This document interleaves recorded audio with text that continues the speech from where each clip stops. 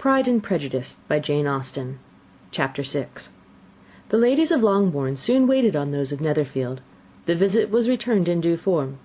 Miss Bennet's pleasing manners grew on the goodwill of Mrs. Hurst and Miss Bingley, and though the mother was found to be intolerable, and the young sisters not worth speaking to, a wish of being better acquainted with them was expressed towards the two eldest. By Jane this attention was received with the greatest pleasure, but Elizabeth still saw superciliousness in their treatment of everybody, hardly excepting even her sister, and could not like them, though their kindness to Jane, such as it was, had a value as arising, in all probability, from the influence of their brother's admiration. It was generally evident whenever they met that he did admire her, and to her it was equally evident that Jane was yielding to the preference which she had begun to entertain for him from the first, and was in a way to be very much in love. But she considered with pleasure that it was not likely to be discovered by the world in general, since Jane united, with great strength of feeling, a composure of temper and a uniform cheerfulness of manner which would guard her from the suspicions of the impertinent. She mentioned this to her friend Miss Lucas. "It may perhaps be pleasant," replied Charlotte, "to be able to impose on the public in such a case, but it is sometimes a disadvantage to be so very guarded. If a woman conceals her affection with the same skill from the object of it, she may lose the opportunity of fixing him, and it will then be but poor consolation to believe the world equally in the dark. There is so much of gratitude or vanity in almost every attachment, that it's not safe to leave any to itself. We can all begin freely, a slight preference is natural enough, but there are few of us who have heart enough to be really in love without encouragement. In 9 cases out of 10, a woman had better show more affection than she feels. Bingley likes your sister undoubtedly, but he may never do more than like her, if she does not help him on." "But she does help him on, as much as her nature will allow. If I can perceive her regard for him, he must be a simpleton indeed not to discover it too." "Remember, Eliza, that he does not know Jane's disposition as you do." "But if a woman is partial to a man, and does not endeavour to conceal it, he must find it out." "Perhaps he must, if he sees enough of her. But though Bingley and Jane meet tolerably often, it is never for many hours together, and as they always see each other in large mixed parties, it's impossible that every moment should be employed in conversing together. Jane should therefore make the most of every half hour in which she can command his attention. When she is secure of him, there will be more leisure for falling in love as much as she chooses." "Your plan is a good one," replied Elizabeth, "where nothing is in question but the desire of being well married, and if I were determined to get a rich husband, or any husband, I dare say I should adopt it. But these are not Jane's feelings. She is not acting by design. As yet she cannot even be certain of the degree of her own regard, nor of its reasonableness. She has known him only a fortnight. She danced 4 dances with him at Meryton. She saw him one morning at his own house, and has since dined with him in company 4 times. This is not quite enough to make her understand his character." "Not as you represent it. Had she merely dined with him, she might only have discovered whether he had a good appetite. But you must remember that 4 evenings have also been spent together, and 4 evenings may do a great deal."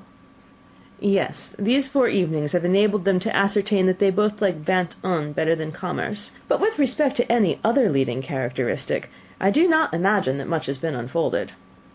"Well," said Charlotte, "I wish Jane success with all my heart, and if she were married to him to-morrow, I should think she had as good a chance of happiness as if she were to be studying his character for a 12-month.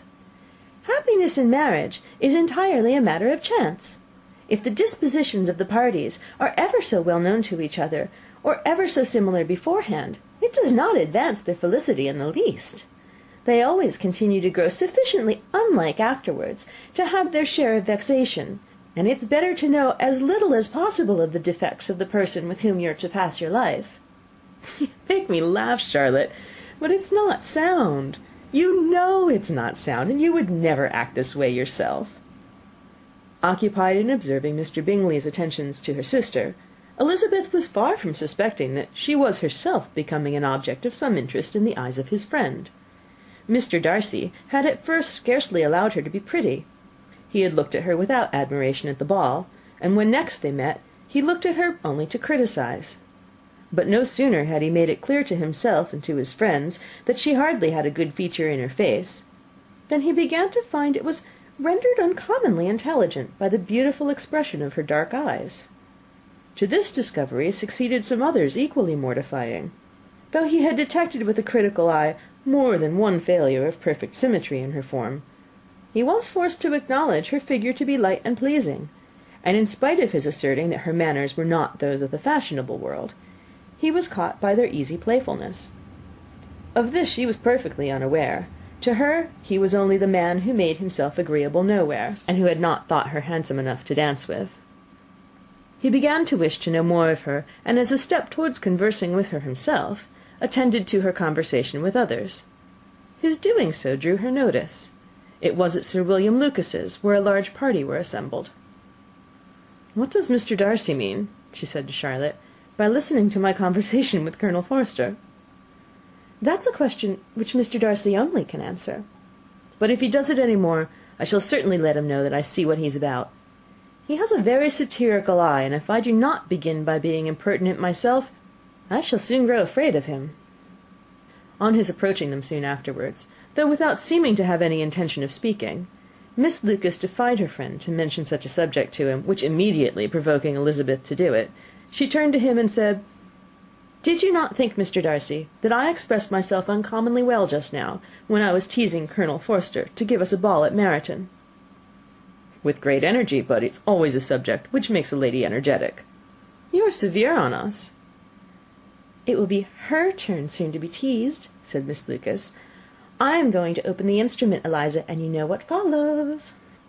"You are a strange creature by way of a friend, always wanting me to play and sing before anybody and everybody. If my vanity had taken a musical turn, you would be invaluable, but as it is, I'd really rather not sit down before those who must be in the habit of hearing the very best performers." On Miss Lucas's persevering, however, she added, "Very well, if it must be so, it must," and gravely glancing at Mr. Darcy, "There's a fine old saying, which everybody here is of course familiar with, 'Keep your breath to cool your porridge,' and I shall keep mine to swell my song." Her performance was pleasing, though by no means capital. After a song or two, and before she could reply to entreaties of several that she would sing again, she was eagerly succeeded at the instrument by her sister Mary, who, having, in consequence of being the only plain one in the family, worked hard for knowledge and accomplishments, and was always impatient for display. Mary had neither genius nor taste, and though vanity had given her application, it had given her likewise a pedantic air and conceited manner, which would have injured a higher degree of excellence than she had reached. Elizabeth, easy and unaffected, had been listened to with much more pleasure, though not playing half so well, and Mary, at the end of a long concerto, was glad to purchase praise and gratitude by Scotch and Irish airs, at the request of her younger sisters, who, with some of the Lucases and 2 or 3 officers, joined eagerly in dancing at one end of the room. Mr. Darcy stood near them in silent indignation at such a mode of passing the evening, to the exclusion of all conversation, and was much too engrossed by his thoughts to perceive that Sir William Lucas was his neighbour, till Sir William thus began: "What a charming amusement for young people this is, Mr. Darcy! There's nothing like dancing, after all. I consider it as one of the first refinements of polished society." "Certainly, sir, and it has the advantage also of being in vogue amongst the less polished societies of the world. Every savage can dance." Sir William only smiled. "Your friend performs delightfully," he continued after a pause, on seeing Bingley join the group, "and I doubt not that you are an adept in the science yourself, Mr. Darcy." "You saw me dance at Meryton, I believe, sir?" "Yes, indeed, and received no inconsiderable pleasure from the sight. Do you often dance at St. James's?" "Never, sir." "Do you not think it would be a proper compliment to the place?" "It is a compliment which I never pay to any place, if I can avoid it." "You have a house in town, I conclude." Mr. Darcy bowed. "I had once some thought of fixing in town myself, for I am fond of superior society, but I did not feel quite certain that the air of London would agree with Lady Lucas." He paused in hopes of an answer, but his companion was not disposed to make any, and Elizabeth, at that instant, moving towards them, he was struck with the action of doing a very gallant thing, and called out to her, "My dear Miss Eliza, why are you not dancing? Mr. Darcy, you must allow me to present this young lady to you as a very desirable partner. You cannot refuse to dance, I am sure, when so much beauty is before you." And taking her hand, he would have given it to Mr. Darcy, who, though extremely surprised, was not unwilling to receive it, when she instantly drew back, and said with some discomposure to Sir William, "Indeed, sir, I have not the least intention of dancing. I entreat you not to suppose that I move this way in order to beg for a partner." Mr. Darcy, with grave propriety, requested to be allowed the honour of her hand, but in vain. Elizabeth was determined, nor did Sir William at all shake her purpose by his attempt at persuasion. "You excel so much in the dance, Miss Eliza, that it's cruel to deny me the happiness of seeing you, and though this gentleman dislikes the amusement in general, he can have no objection, I am sure, to oblige us for 1/2 hour." "Mr. Darcy is all politeness," said Elizabeth, smiling. "He is indeed, but considering the inducement, my dear Eliza, can we not wonder at his complaisance? For who would object to such a partner?" Elizabeth looked archly, and turned away. Her resistance had not injured her with the gentleman, and he was thinking of her with some complacency, when thus accosted by Miss Bingley. "I can guess the subject of your reverie." "I should imagine not." "You are considering how insupportable it would be to pass many evenings in this manner, in such society, and indeed I am quite of your opinion. I was never more annoyed. The insipidity, and yet the noise, the nothingness, and yet the self-importance of all these people. Oh, I would give to hear your strictures on them." "Your conjecture is totally wrong, I assure you. My mind was more agreeably engaged. I have been meditating on the very great pleasure which a pair of fine eyes in the face of a pretty woman can bestow."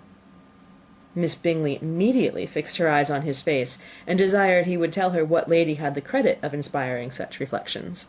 Mr. Darcy replied with great intrepidity, "Miss Elizabeth Bennet." "Miss Elizabeth Bennet!" repeated Miss Bingley. "I am all astonishment. How long has she been such a favourite? And pray when am I to wish you joy?" "That is exactly the question which I expected you to ask. A lady's imagination is very rapid. It jumps from admiration to love, from love to matrimony, in a moment. I knew you would be wishing me joy." "Nay, if you are serious about it, I shall consider the matter is absolutely settled. You'll be having a charming mother-in-law indeed, and of course she will always be at Pemberley with you." He listened to her with perfect indifference while she chose to entertain herself in this manner, and as his composure convinced her that all was safe, her wit flowed long. Chapter 6.